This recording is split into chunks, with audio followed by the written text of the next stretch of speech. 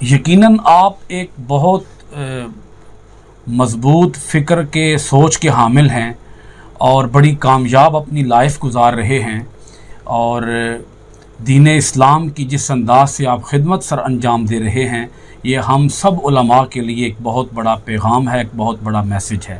میں ذاتی طور پر آپ کے اندر موجود مختلف صلاحیتوں کا معترف، نہ صرف معترف ہوں بلکہ ان کی پیروی کرنے کی کوشش کرتا ہوں۔ اللہ کریم آپ کو مزید عزتیں عطا فرمائے، سرفرازیاں عطا فرمائے، آپ کو کامیابیوں سے نوازے، اور آپ جہاں بھی جائیں کامیابیاں آپ کے قدم چومیں۔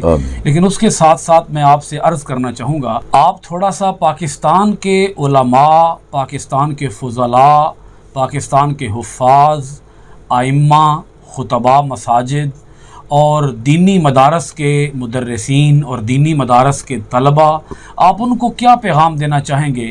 اور اسی کے ساتھ آپ تھوڑا سا ہمیں یہ بھی ارشاد فرمائیے گا کہ آپ کے اندر جو فن خطابت کی صلاحیت ہے وہ کس طرح پیدا ہوئی اور آپ اپنی لائف کو کس طریقے سے کامیاب بنا سکیں؟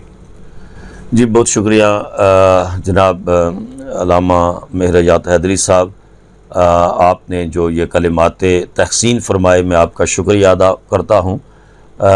جہاں تک تعلق ہے فن خطابت کا، آپ کے سوال کے دو حصے ہیں۔ تو شوق کہتے ہیں کہ ایک ایسی سواری ہے جو بڑی سے بڑی منزل کو اچیو کر لیتی ہے۔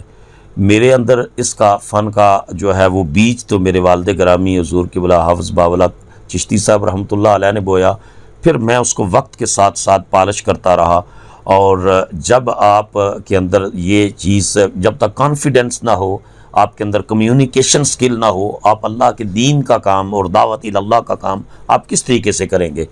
تو میں الحمدللہ مختلف چیزوں کو سٹڈی کرتا ہوں، صرف قرآن اور حدیث کو سٹڈی نہیں کرتا، جدید چیزوں کو بھی سٹڈی کرتا ہوں۔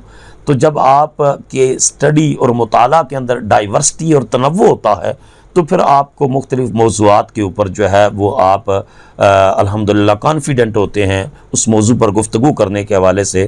جس طرح کہ آج ہی سود سے پاک معیشت کے حوالے سے ایک سیمینار تھا، اور وہاں پھر میں نے کیپٹلزم اور سوشلزم اور اسلامک اکنامک سسٹم کا کمپیریزن کرتے ہوئے اسلامک اکنامک سسٹم، اسلامی نظام معیشت کی برکات کے اوپر گفتگو کی ہے۔ ماشاءاللہ۔ تو جب آپ کا مطالعہ وسیع ہو جاتا ہے تو پھر آپ کے اندر کانفیڈنس کا لیول بھی بڑھتا ہے۔ دوسرا جو آپ کا سوال ہے کہ مدارس کے فضلاء اور ائمہ مساجد اور خطباء اور طلباء و طالبات، ان کے لیے میرا میسج یہ ہے کہ وہ اسلام کو کا جو سٹڈی کریں وہ صرف خطبہ جمعہ کی حد تک نہ کریں، بلکہ نظام حیات کے طور پر اسلام کا مطالعہ کریں۔ قرآن حکیم کی آیات کا جب آپ مطالعہ کریں تو آپ کہیں کہ یہ کس طرح زندگی تقسیم کرتی ہے۔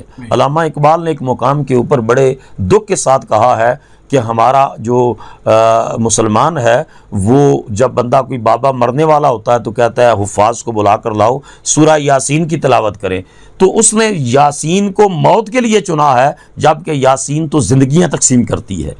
یاسین تو نظام حیات ایسا عطا کرتی ہے جو دونوں جہانوں میں کامیابی کی گارنٹی دیتی ہے۔ تو اس وجہ سے پہلا میرا میسج تو یہ ہے کہ قرآن حکیم کا مطالعہ جو ہے وہ ایک نظام زندگی کے طور پر کرے کہ قرآن حکیم کس طرح ہماری زندگیوں میں جو ہے وہ تبدیلی لا سکتا ہے، کس طرح ہم اس کو نافذ کر سکتے ہیں اور اس کی برکات سے ہم کس طرح مستفیض ہو سکتے ہیں۔ اور حضور نبی اکرم صلی اللہ علیہ وسلم کی سیرت طیبہ جو ہمارے لیے رول ماڈل ہے، تو ہم حضور کی زندگی کے ہر پہلو کو یہ دیکھیں، آپ میلاد النبی صلی اللہ علیہ وسلم آتا ہے تو مجھے سن کر دیکھ کر بڑا افسوس ہوتا ہے کہ 75% رٹے رٹائے موضوعات اس کو دلائل کے ساتھ میلاد النبی کی شرعی حیثیت کو ثابت کرتے رہتے ہیں ان لوگوں کے سامنے جو پہلے ہی میلاد کی مجلس میں آئے بیٹھے ہیں، جن کا انکار ہی کوئی نہیں ہے۔ ان کے سامنے دلائل دینے کی ضرورت نہیں ہے، بلکہ ان کے سامنے حضور کی عائلی زندگی، حضور کی گھریلو زندگی، حضور کا غیر مسلموں سے برتاؤ کیسا تھا، حضور کا اپنی بیویوں سے رویہ کیسا تھا، حضور کا اپنی بیٹیوں سے رویہ کیسا تھا، حضور کا معاشرے کے لوگوں کے ساتھ جو ہے وہ چلن اور برتاؤ کیسا تھا، اس کو معاشرے کے سامنے لانے کی ضرورت ہے کہ حضور بطور تاجر کیسے تھے، حضور بطور معلم کیسے تھے، حضور نبی کریم علیہ الصلوۃ والسلام بطور داعی کیسے تھے، حضور نے باہر سے جو ڈیلیگیشنز آتے ان کو حضور کس طرح ڈیل کرتے. تو ایسے موضوعات ہیں سیرت طیبہ کے. لیکن ہمارا جو ہے وہ میلاد النبی کی شریعت سیدہ علیمہ کی اونٹنی تک جا کر میلاد جو ہے وہ ختم ہو جائے. تو ان کے اندر تنوع پیدا کرنے کی ضرورت ہے.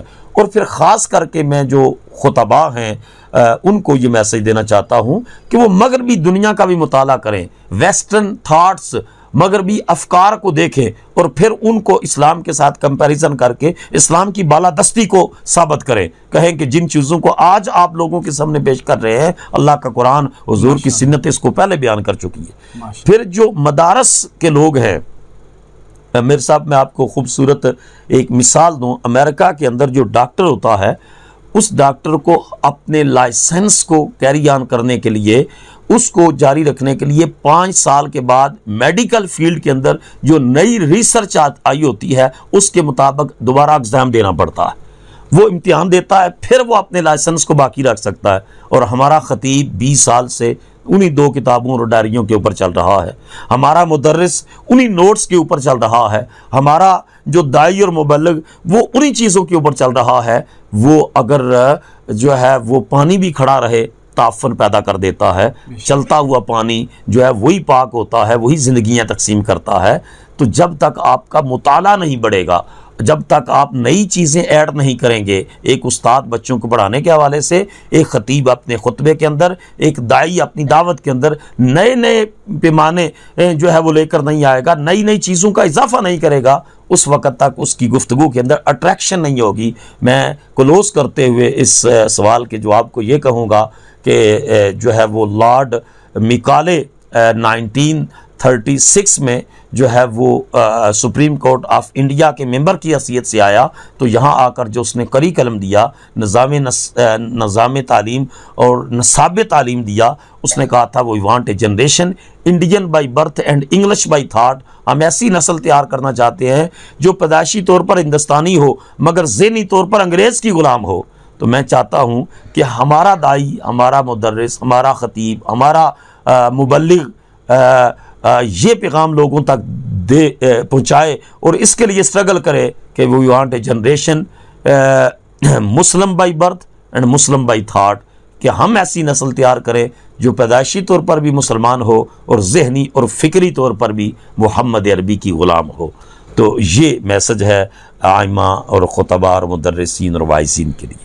یقیناً یہ الفاظ مشعل راہ ہیں. اگر ہمارے علماء اس پالیسی کو اپنائیں گے تو نہ صرف خود کامیاب ہوں گے بلکہ اس کے ساتھ ساتھ وہ اپنے سامعین کو اور پاکستانی عوام کو، مسلمان لوگوں کو یقیناً راہ راست پر لانے کے لیے اپنا بھرپور کردار ادا کر سکیں گے.